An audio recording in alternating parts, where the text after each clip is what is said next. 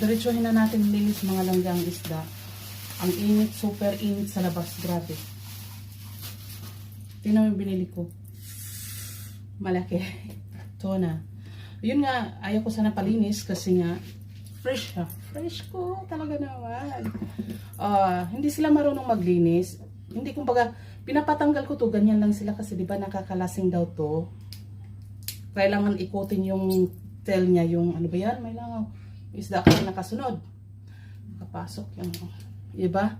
Yung tail niya, dapat ikutin, tapos ganon, hindi kasi ako malakas masyado. Wala pang kain. Ganon. Kailangan ganon.